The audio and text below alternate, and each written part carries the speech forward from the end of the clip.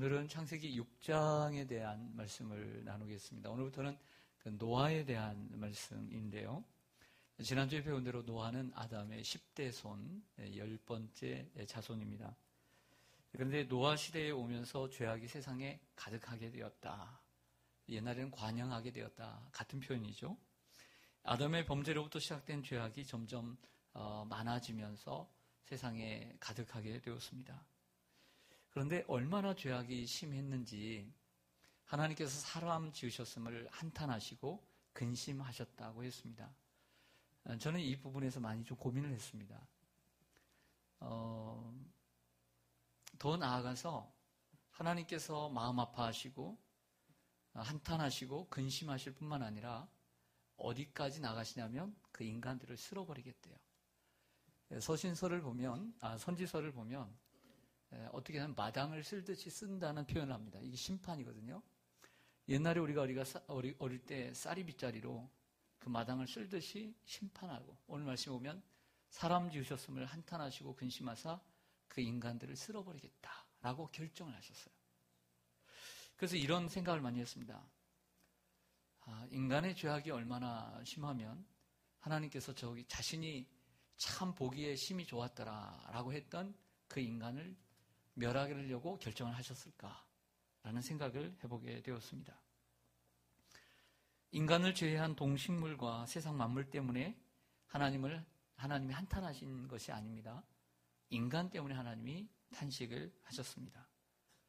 인간이 하나님의 마음을 힘들게 하고 심판을 결심하게 하신 것이죠. 여러분, 누가 자기가 만든 작품을 깨부시고 싶겠습니까? 저는 참 그림도 잘 못 그리고요. 그리고 손재주가 없어서 작품도 만들지도 못합니다. 누가 정성껏 만들었습니다. 실패작이야 깨부셔버리겠죠. 그런데 하나님은 인간을 만드실 때 어떻다고 했죠? 보시기에 심히 좋았더라. 완전한 완성품이었고 너무나 좋은 작품이었단 말이에요. 근데 이런 작품을 없애버리겠다라고 마음먹을 수 있겠느냐는 거죠. 이게 쉽겠느냐. 여러분들이 만약에 졸업작품으로 어떤 작품을 만들었다고 하십시다. 얼마나 정성이 들었겠어요. 그런데 그 작품을 없애버리고 싶은 마음은 언제 드는 것일까요? 하나님께서 사람을 창조하시고 얼마나 후회스러웠으면 그들을 멸망시키려고 마음을 먹었을까? 이런 경우를 좀 예를 들면 별로 좋은 건 아니지만 자녀를 낳았습니다. 자녀를 낳고 키우는데 참 낳을 때는 좋았습니다. 예쁘고 귀엽고 사랑스럽고 물고 뜯어도 너무나 예쁘고. 그런데 키워보니까 없는 게 낫겠어요. 그래서 후회를 해요. 내가 낳지 말걸. 다시 내가 내 뱃속에 넣겠다면, 넣을 수 있다면 넣고 싶다. 낳지 말았을걸. 이런 인생을 살면 얼마나 힘들겠어요. 충분히 그럴 수 있는 거 아니겠어요? 우리는 나약한 인간이기 때문에 계속 그런 생각은 들지 않겠지만 사춘기 때, 정말 속을 썩일 때 이런 생각 해볼 수 있는 것 아닐까요?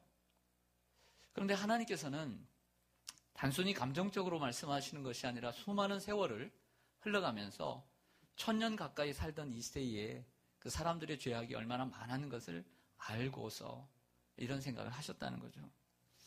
제가 어제 신촌 세브란스 병원에 우리 강정신 안수집사님 사고가 있어서 다녀왔는데 엘리베이터를 이렇게 타는데 모녀가 타는 거예요. 모녀가 타는데 아주머니는 한 30대 중후반이나 40대 초, 그리고 아이는 한 4, 5살 되어 보였어요. 근데 딱 엘리베이터 타고 제가 안에 있었는데 우리는 딱 타는데 아주 밝은 모습으로 타는 거예요. 근데 그 아이는 얼굴이 엉망인 아이였어요. 태어날 때부터 장애를 가진 아이였던 것이죠. 그럼에도 불구하고 이 엄마는 그 아이를 대하는 모습이 너무나 아름다웠어요. 사람들의 눈치도 보지 않았어요. 그 아이를 진정으로 사랑하는 모습이 엄마의 모습 속에 나타나 보였습니다. 그 아이는 분명히 건강하게 자랄 것입니다. 여러분, 몸이 멀쩡하고 얼굴이 멀쩡한 사람보다 가정에서 사랑을 받는 자녀가 세상에서 건강하게 자라는 것입니다. 사랑하는 성도 여러분, 하나님께서 노아 시대의 사람들의 모습을 보시고 한탄하시고 또 근심하셨듯이 이런 생각을 합니다. 오늘날 저와 여러분들의 모습을 보시고 하나님은 어떤 마음을 갖고 계실까? 저와 여러분들의 모습을 이렇게 쭉 보시면서 한국의 시온산교회 성도들의 모습을 보시면서 하나님은 어떤 마음을 갖고 계실까? 참 기뻐하실까? 아니면 내가 너를 괜히 지었구나. 아니면 한탄하시고 근심하지는 않으실까? 하나님은 사람의 마음을 다 아시는 분이시기에 얼마든지 그렇게 생각을 하실 수 있는 분 아니실까요? 그리고 그런 권리와 자격이 있으신 분이시죠. 자, 그러한 예로 1절과 2절이 기록되어 있습니다. 1절과 2절 보시죠. 1절과 2절 보시면 사람이 땅 위에 번성하기 시작할 때에 그들에게서 딸들이 나니라고 했습니다. 사람이 땅 위에 번성하게 되는 것은 하나님의 축복이고 은총이죠. 그들에게서 딸들이 났습니다. 2절에 보면 하나님의 아들들이 사람의 딸들의 아름다움을 보고 자기들이 좋아하는 모든 여자를 아내로 삼는지라 라고 했습니다.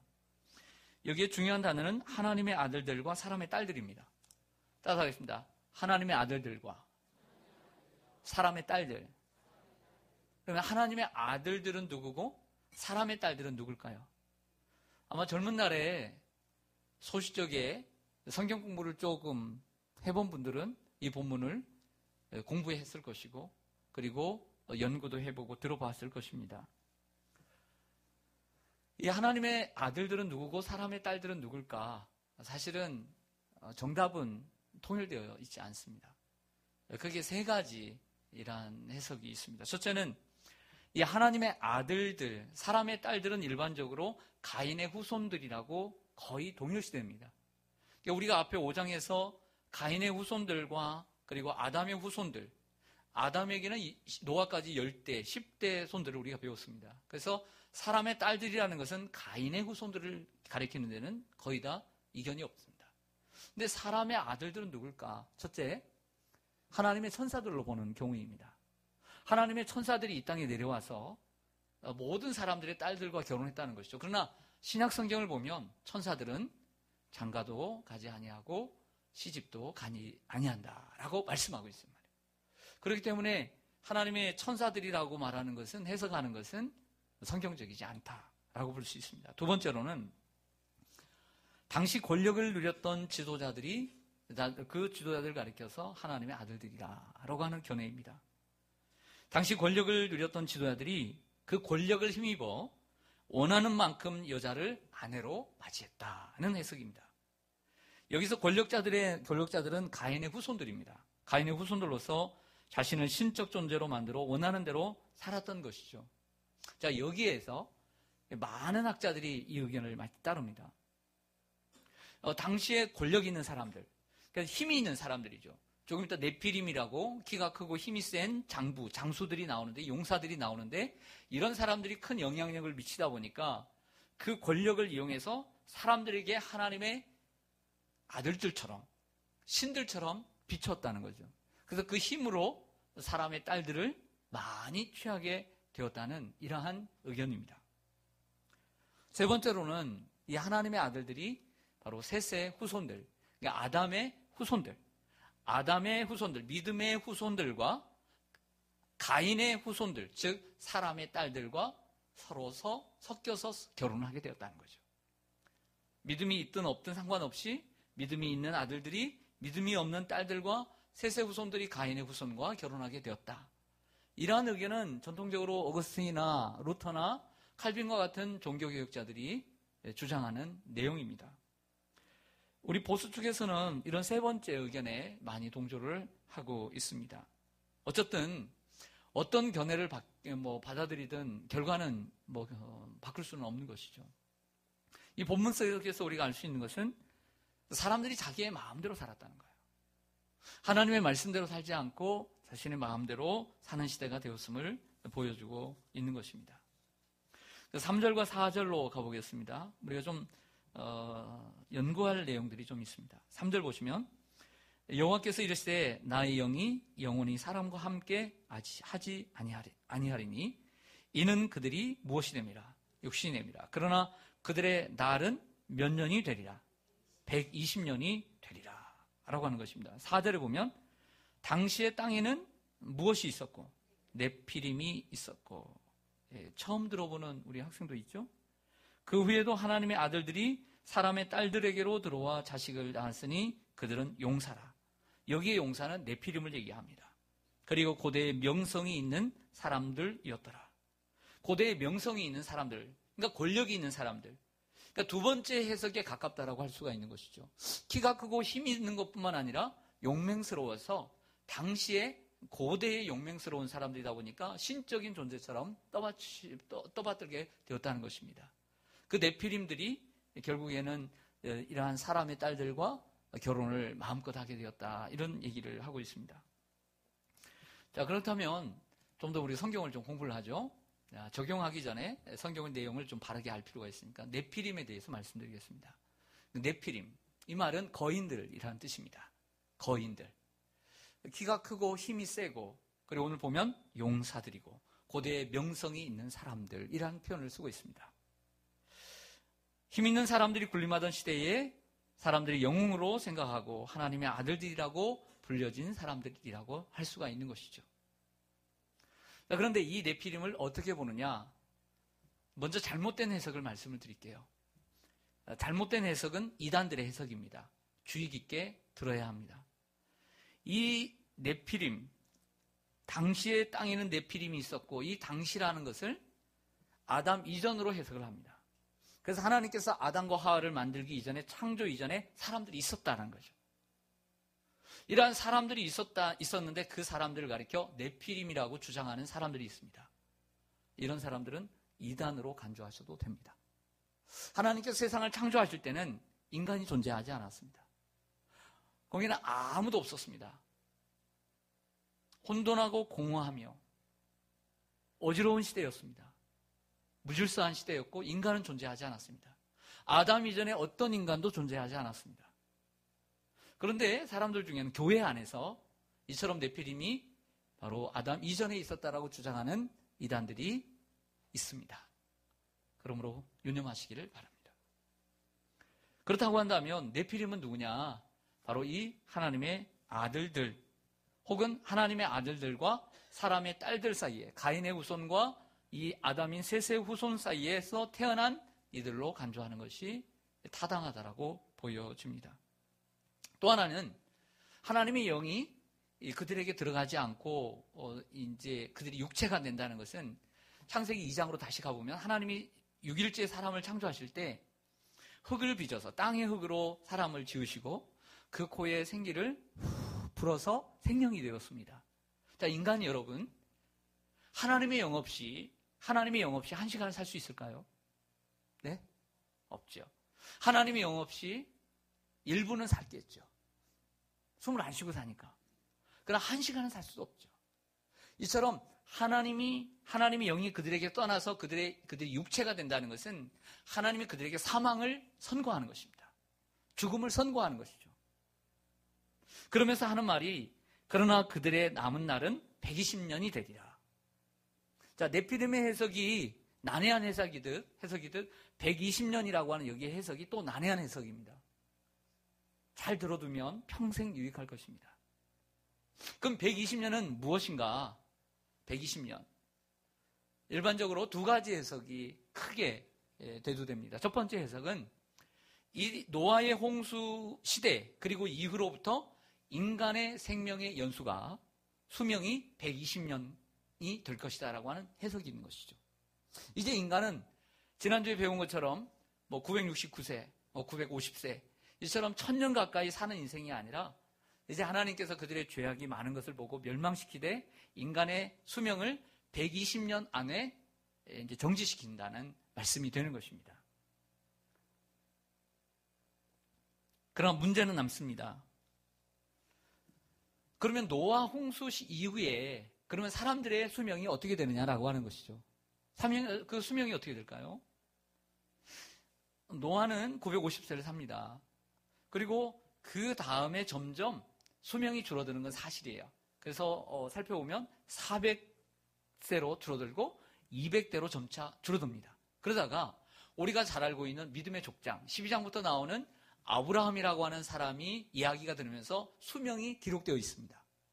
아브라함의 아버지 데라가 208세를 삽니다. 데라가 하란에서 죽은 데라가 208세를 삽니다. 아브라함은 몇 세를 살죠? 175세를 삽니다. 175세. 이삭의 아브라함의 아들인 이삭이 180년을 삽니다. 180년. 그럼 야곱은 몇 세를 사느냐? 요셉을 만나고 애굽으로 넘어갈 때가 130년이고 147세를 삽니다. 그리고 요셉이 110세에 죽습니다. 만약 120년이 내 육체가 120년이 되리라 라고 하는 것이 만약 인간의 수명이라고 얘기한다면 문제가 생깁니다. 그 이후에 한참 그 이후에 사람들도 100세를 넘게 120세를 넘게 살았다는 것이죠. 그리고 지금은 많지는 않지만 120세가 넘는 사람이 제가 알아보진 않았지만 있을 것 같습니다. 그래서 이 해석은 합당치가 않다. 단 수명이 1000년 가까이에서 400세, 200세, 그리고 150세, 100세로 줄어든 건 사실이다. 이 또한 하나님의 은총이다. 할렐루야. 여러분들 우리가 오래 사는 거 1000년 동안 사는 게 은총이 아니에요. 100년 정도 사는 게 은총이에요. 할렐루야. 1000년 사시겠어요? 100년 사시겠어요? 네, 100년만 살다가 주님 나라로 가십시다. 할렐루야. 별로 아멘이 안 나오네. 네, 하나님이 알아서 하시겠죠. 제가 한다고 하겠습니까? 여러분, 그렇다고 한다면 인생의 수명이 120세까지 한정된다라고 하는 것이 아니라고 한다면 아니잖아요? 그럼 뭘까? 오늘 본문을 다시 한번 해석해 봐야 합니다. 다시 한번 3절 하반절 보시면 그러나 그들의 날은 120년이 되리라 하시니라. 여기에 120년의 해석은 이것입니다.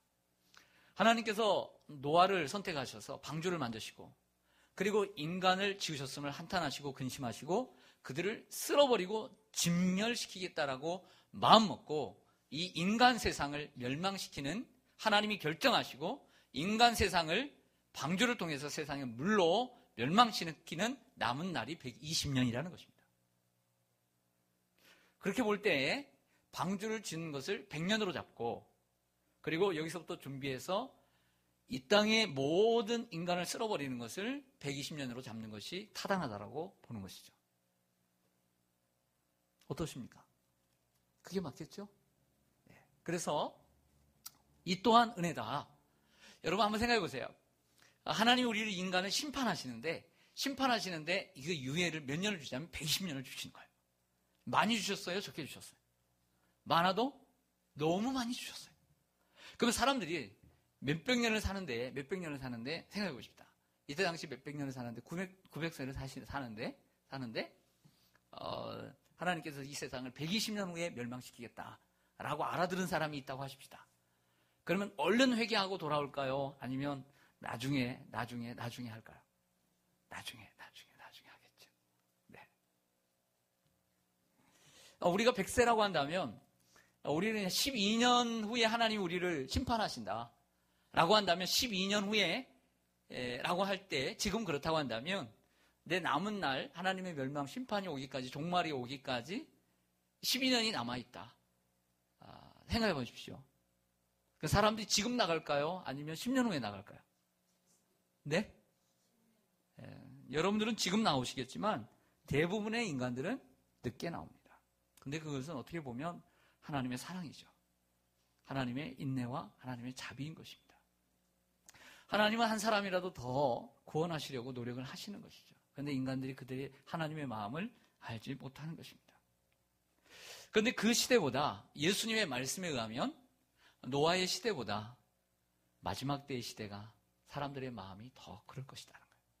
하나님께 돌아오지 않을 것이다 라고 말을 하고 있습니다.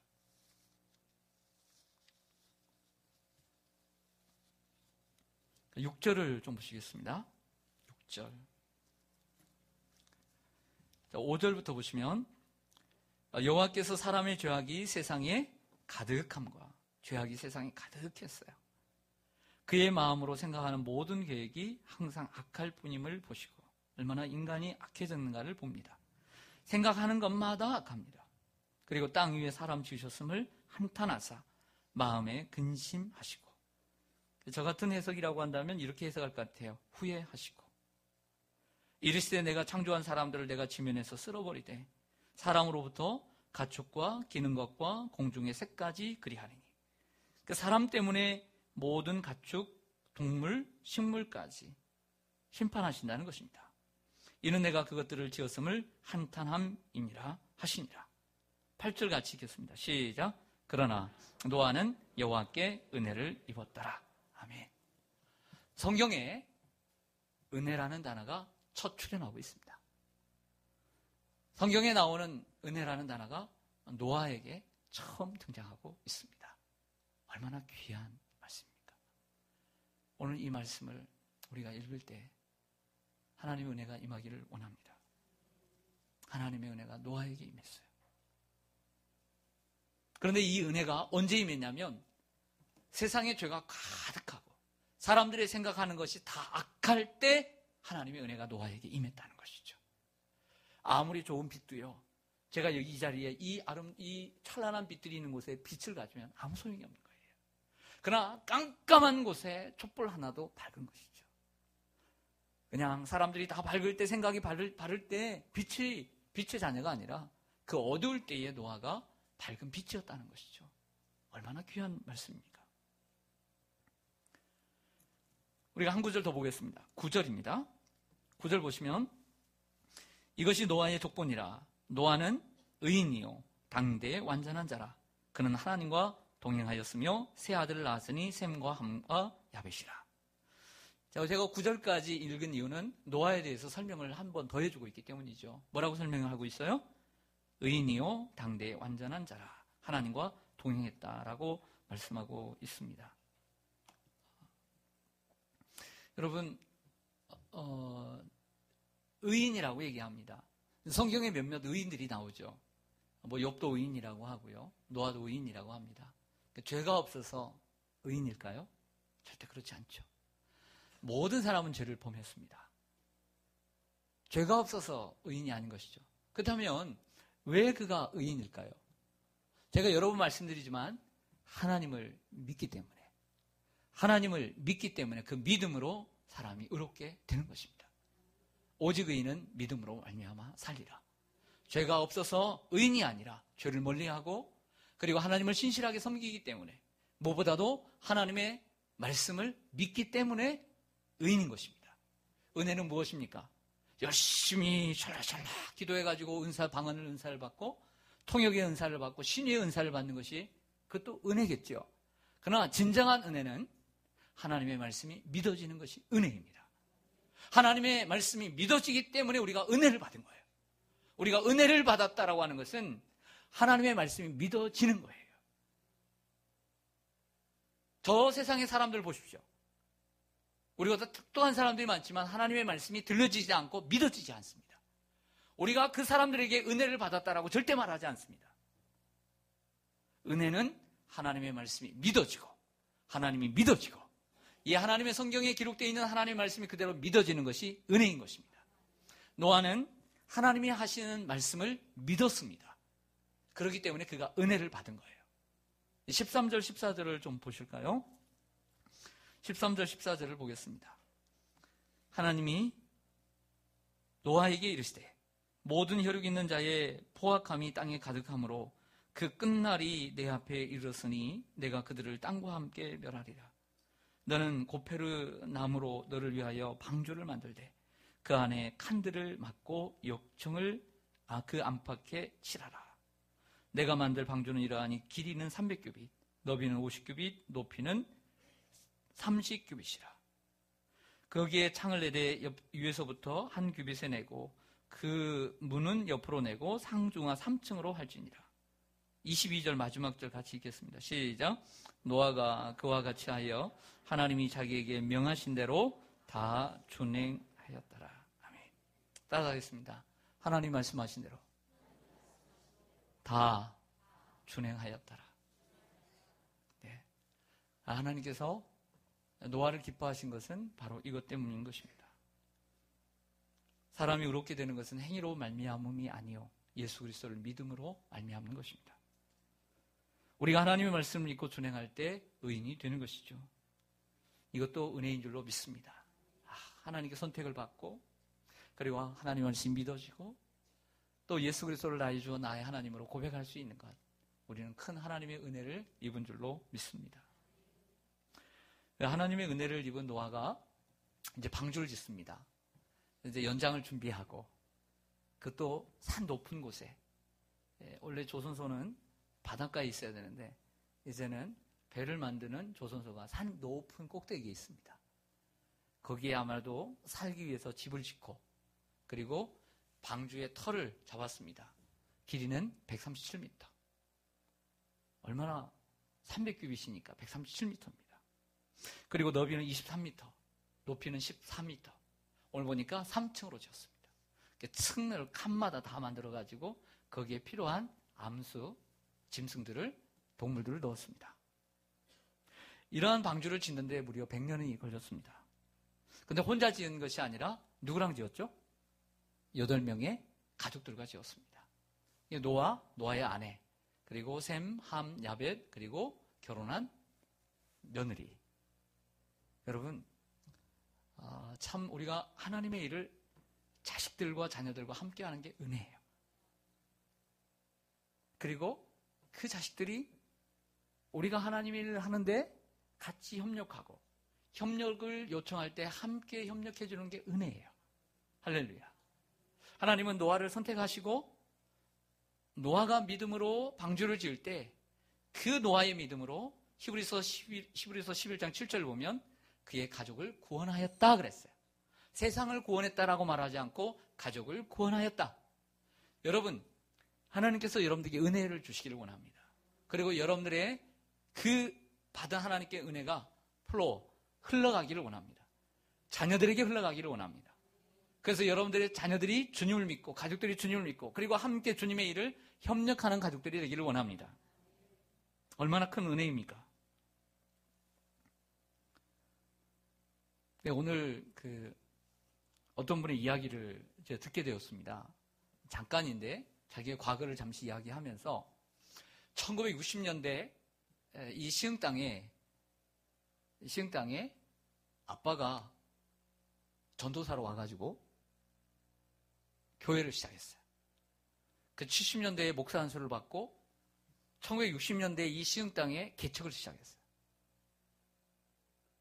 그리고 아버지가 목회하는 모습을 옆에서 보면서 생각하기를 어떤 생각이 있겠어요? 죽어도 목회 안 한다. 목사 안 되겠다라고 마음을 먹었대요. 너무나 가난하고 너무나 힘들게 목회를 하니까. 그런 마음을 먹고 좋은 대학을 나왔습니다. 좋은 대학을 나와서 취업을 했습니다. 미국 회사에 취업을 해서 직장을 다니는데 이런 생각을 했대요. 자기가 그 미국 회사의 그 물품을 파는데 사람들에게 소개를 해서 파는데 그 주 고객들의 삶을 돌아보게 되었대요.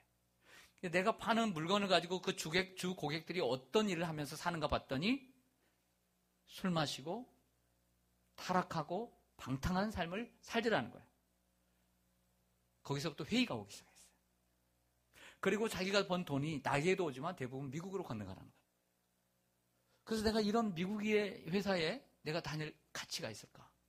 그리고 내가 이 파는 물건으로 저 사람들이 가치 있는 삶을 살지 않는 것을 보면서 회의가 느껴지고 그리고 보람을 찾지 못했다는 것입니다. 그리고 하나님 앞에 나가 기도하기 시작했고 결국에는 다시 신학을 시작하고 그리고 아버지와 같은 목회의 길을 지금도 걷고 있다는 얘기입니다. 여러분, 세상에 보람 있는 일이 무엇일까요? 여러분들 각종의 직업들이 있습니다. 점점 직업군은 너무 늘어나는 몇만 개의 직업이 있다고 합니다. 여러분, 가치 있는 직업이 뭘까요? 세상에 보람 있는 일이 무엇일까요? 세상에 보람 있는 일이 많을 것 같아 보이지만 하나님의 일만큼 보람 있는 일을 찾아오기 힘듭니다.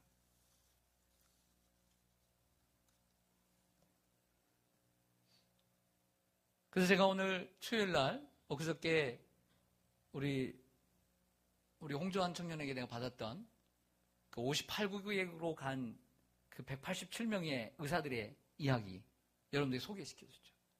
이 땅이 한국 땅에서 내놓으라 하는 0.1%의 그 석학들이 그 좁은 문을 통과해서 의학 공부를 하고 병원을 개원하고 그리고 좋은 그 자기의 자리를 내려놓고 그 불모지 오지의 땅에 선교사로 가는 이유가 뭘까요? 사람을 살리고 때로는 사람을 치유하고 사람의 건강을 회복시키는 것도 얼마나 보람 있는 일입니까? 어떻게 보면 다른 직업군들보다 더 많은 보람을 느낄 것입니다. 그러나 그러한 의사들도 하나님의 일을 위해서 자기의 그 평안한 삶을 뒤로하고 선교사로 떠나는 것 이유가 뭘까요? 이 세상에 가치 있는 일들이 많아 보이지만 없다는 것은 아니지만 찾아보기 힘든 것입니다. 저는 마지막으로 이런 생각을 해보았습니다. 노아 이야기는 오늘로 끝나지 않고 7장, 8장, 9장 그리고 그 자녀들의 이야기까지 10장까지 이어집니다. 크게는 5장이나 소개하고 있습니다. 창세기 10장 가운데 후반부인 6, 7, 8, 9, 10장까지 절반이 노아 이야기입니다. 대단히 중요한 이야기죠. 하나님은 중요한 사람은 많이 기록하고 중요치 않은 사람은 한 줄로 기록하고 맙니다. 여러분, 제가 생각하고 싶었던 것은 노아의 수고입니다. 100년 동안. 그의 인생이 950년이긴 하지만 100년 동안 그 산 위에서 하나의 작품을 그냥 몇 개월이면 되죠. 아니면 몇 년이면 되죠. 그것도 지겨운데 몇십 년도 아니고 100년을 하나를 만들고 있어요. 100년 동안. 8식구들이. 인부가 적으니까. 능률이 안 오르겠죠. 8명이 일을 하려고 하니까 얼마나 힘들겠어요. 그런데 노아는 100년 동안 땀을 흘리며 방주를 만듭니다. 하나님의 말씀에 순종하면서 정말 인내를 가지고 만들었지 않았을까. 그것도 비가 오지 않자 사람들이 얼마나 비웃었을까요? 비난했을까요?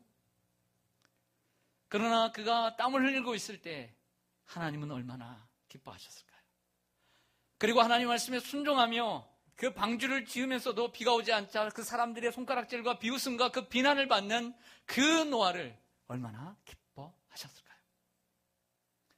노아는 100년 동안 흘린 그 수고와 땀으로 이 세상에 죄가 관영한 사람들의 모습을 보며 한탄하시고 근심하시며 눈물을 흘리시며 아파하시는 그 하나님의 눈물을 닦고 있는 것입니다. 노아는 사람들에게 받는 수치와 비난으로 주님의 그 슬프고 아픈 마음을 닦아내고 있습니다. 사랑하는 성도 여러분, 이런 생각을 해보았습니다. 우리가 주님을 위해서 살면서 주님을 위해서 내가 이 땅에서 100년도 안 되는 인생 동안 영유아기, 청소년기 빼고 노년기 빼고 내가 하나님 앞에 일할 수 있는 기간은 얼마나 될까? 그리고 내가 흘리는 땀과 그 눈물이 하나님 앞에 얼마나 될까?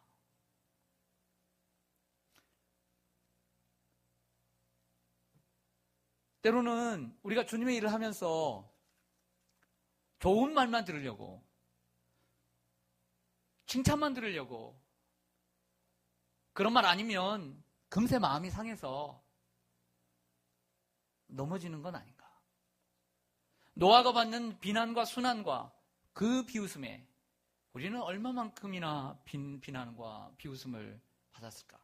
그런데 그 한두 마디의 그 비웃음과 그 비난으로 말미암아, 오해로 말미암아 결국에는 무너져버리는 우리들의 신앙은 어떤 신앙인가? 참 내가 약하구나. 참으로 약해도 너무 약하구나. 예수 그리스도께서 하나님의 말씀에 순종하며 도살장으로 끌려가는 어린 양같이 침묵하며 그 길을 걸어가셨습니다. 우리는 얼마나 침묵하며 주님의 말씀에 순종하며 그 길을 걸어가는가 생각해 봅니다. 위로가 되는 것은 그래도 주님을 위해서 흘릴 수 있는 땀이 있고 주님을 위해서 흘리는 내 눈물이 있고 그리고 주님을 위해서 사람들에게 받는 비난이 그래서 조금이라도 있다면 도리어 그것을 감사함으로 받아야 되지 않겠습니까? 여러분이 이 땅에서 주님을 위해서 흘린 땀과 눈물과 비난이 주님 앞에 기억될 것입니다.